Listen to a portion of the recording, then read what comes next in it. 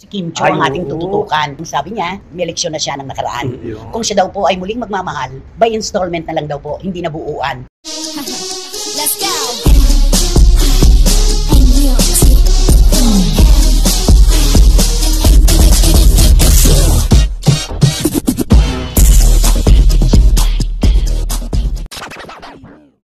At eto naman, naku si Kim Cho ang ating tututukan. Pero totoo to, no, yung obserbasyon ng mga nakapalibot sa kanya, lalo na siguro ang kanyang pamilya, yung malalapit sa kanya, pati ng kanyang mga tagahanga, na kapag ang isang babae ay todong magmahal, nagkakaroon ng pagkakataon na nakakalimutan na niya ang kanyang mga pangarap sa kinabukasan, ang mahahalagang tao sa palibot niya. Dahil nakatutok siya dun sa kanyang minamahal. Para ang babae nga nagmamahal, may tapa-oho. Ganyan o, diretso lang o, dun lang sa sabi minamahal nga nila, niya. bulag sa katotohanan. Ay, oo. Alam mo si Kim Cho na pagbaib ng babae.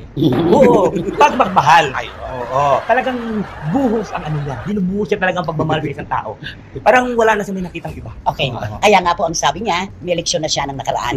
Kung siya daw po ay muling magmamahal, by installment na lang daw po, hindi na buuan. Kumbaga sa dalawang anak-anakan ko, nakatabi ko, bakit pa kami bibili ng buong baka kung pwede naman kami bumili ng kilo-kilo? Ayun. Check. Diba? Oo naman, no? Yun yun. At least na yung nagbabasa si Kim Cho, siguro ito ng mga comments sa mga nagmamahal sa kanya na dapat isipin mo muna ang sarili mo. Kasi napagdaanan mo na yan, dapat alam mo na ang dapat mo. Sa susunod na makipagrelasyon ka, alam mo na kung paano magbigay, magmahal. Ganon. Hindi nga ba't ano to, napaka-gasgas ng linya yung kapag nagmahal ka, wag mong ibigay ang lahat-lahat. Oo. Pero kapag dumating ang tamang tao na magmamahal sa iyo at mamahalin mo rin, meron ka pa rin ibibigay. Yes. Diba totoo naman yun? Correct. Mas mahalaga po yung emosyon kaysa sa material na bagay. Totoo. Pero ang nangyari kasi kay Kim Cho, sa pananaw ng iba, sinabay niya emosyon, all out siya. Tama. Lahat-lahat ibinibigay niya. Kaya tama siya. Ngayon, dahan-dahan na. Oo, para Diba? hindi ka masaktan ng biglaan kung mawawala man niya. At least nakapag-installment kasi hindi mo ubuabayad. Kumbaga. Kasi wala tayo doon sa kwadro eh. Hindi natin pwedeng sabihin na, kasi minahal mo naman si Zian Lim, hindi ka naman pala mahal. Hindi natin pwedeng sabihin Ay, yun hindi mo pwede Kasi hindi sabihin naman yun, natin oo. alam kung totoo ba siyang minahal o hindi Correct. ni Zian Lim. Pero sa mga nagaganap ngayon, parang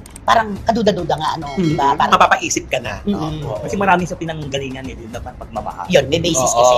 Diba? Tapos ano nga, ginamit pa niya yung isang sinabi ng isang Hollywood actor Oh, na Iwan. wala raw siyang panahon ngayon para makipagdiskusyon. Kapag sinabi raw po ng ibang tao na 1 + 1 = 5, so be it. Okay na yun. Just enjoy. Oo. It's okay. Parang Kung ganon. wala na dapat siya ipaliwanag. Okay na yun. Eto na naman, kwento na naman ng Agila at Parot to. Diba? At totoo naman kailangan sigurong mag-iisip muna at babalansehin ang sitwasyon. Katulad ngayon, yung kay Zian Lim na daldal ng daldal, di ba? Parang lumalabas pa ngayon na si Kim pa ang may kasalanan. Oo. Di ba? At saka ngayon mo ka nag-iisip na si Kim Cho kasi sa 12 years, Oo. na nakakulong siya sa relasyon, na tapos Alam mo, ang ending, ito Tayo namang lahat ay naging, hindi naman biktima, kundi tayo namang lahat ay umibig. Oo, at Di ba nagkamali sa pag-ibig. Oo, pwede.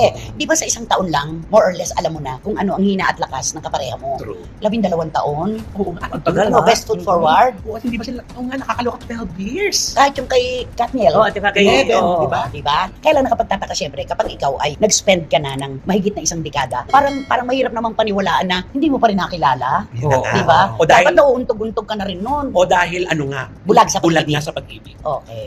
Yung nga may sabi nga, di ba, kasal na ang kulang sa kanila. Sa Yes. haba ng relasyon nila dalawa, umabot ng 12 years. Naku, may mga nagpaplano ng magpakasal, di naman natutuloy. Oh, ayun lang. Oo, Kaya diba? nga, ang hirap din talaga, sila lang talaga ang nakakalam kung anong namamagitan sa kanila eh. Ay baka naman siguro yung pag-ibig nilang dalawa ni Kim Cho at ni Zian Lim noon. Baka ano lang, yung parang Una hindi lang. na pinaniwalaan yan. Oo, Ano, parang walang Hindi kaya pinaniwala. mag-guest friend sila.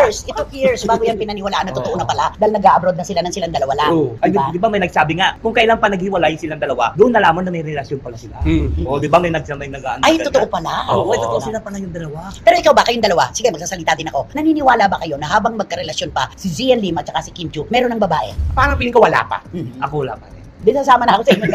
Yun. Okay, so ano masasabi mo tungkol kay Kim Cho sa kanyang pagmamahal uli? Naku, tama lang yung Kim Cho. Dahan-dahan lang ika nga. Huwag mong mabilisin ito lang galing ka na sa 12 years. Alam mo na ang tama at mali. Masasaktan ka, kaya dapat mag-ingat ka na this time. At dito mo makikita ang punto ng realisasyon na kahit pala gawin mo na ang lahat-lahat sa bandang dulo, ikaw pa rin ang mali. Yun Tama. Okay. Good morning mga kachika! Isang mainit-init ngunit malaman na balita na naman ang pag-uusapan natin ngayon kung saan ay ang kapal naman ng mukha mong palabasing si Kim Cho ang naging kasalanan kung bakit kayo naghiwalay. Ito ang sigaw ng marami sa ating mga kababayan matapos nga di o manong lumabas ang balitang ipinamumukha di o mano ni Zian Lim sa publiko na si Kim Cho ang tunay na may kasalanan kung bakit hindi sila nagkatuluyan ni Kim Cho. Pero bago tayo magpatuloy mga kachika, kung bago ka pa lamang sa channel na to ay dapat lang na mag-subscribe ka na at pakiclick na din ang notification bell para mas maging updated ka pa lalo sa lahat pa ng nangyayari sa mundo ng showbiz. Subscribe na! At yun na nga mga kachika,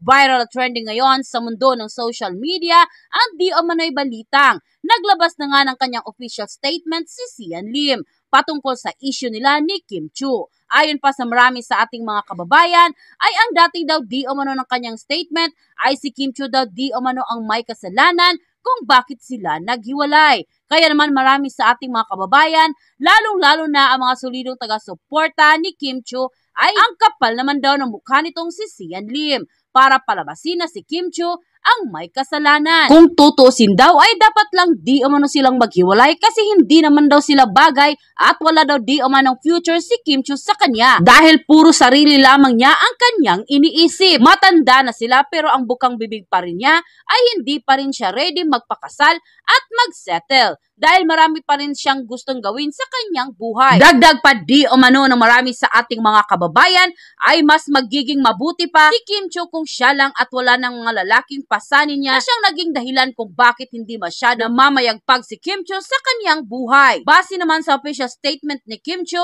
ay mukhang nakamove on na siya at masaya na siya ngayon na siya lang at wala ng Sian Lim sa kanyang buhay. Hiling naman ng kanyang mga solidong tagahanga ay mag-move on na siya 100% kay Sian Lim kasi hindi naman daw siya kawalan at mas lalong gaganda pa ang buhay niya kung wala na ang lalaking walang ibang binigay sa kanya kundi pasakit lamang. Ayon pa sa statement na inilabas ng Philippine Star sa kanilang official website and quoted, Kim, naka-move on na kay Sian. Hindi nakaligtas sa pangangantsaw si Kim Chiu mula sa mga kasamahan sa It's Showtime matapos lumabas ang pag-amin ni Sian Lim na bago nitong karelasyon. Matatanda ang lumabas last Thursday ang exclusive interview ng aktor sa Scary at dito ay kinumpirma niya ang relasyon kay Irish Lee na associate producer sa Viva. In fairness, mukha namang nakamove on na si Kim sa breakup nila ni Sian dahil maaliwalas na ang kanyang aura at mukhang happy na siya. Unlike noong katatapos lang ng kanilang hiwalayan na ang lungkot-lungkot ng mata niya at halatang may pinagdadaanan. Matatanda ang kinumpirma ng KMZ ang kanilang breakup via Instagram post noong December 2023. End quote.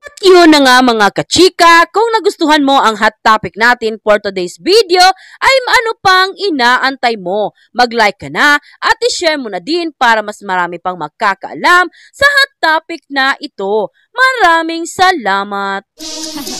Let's go.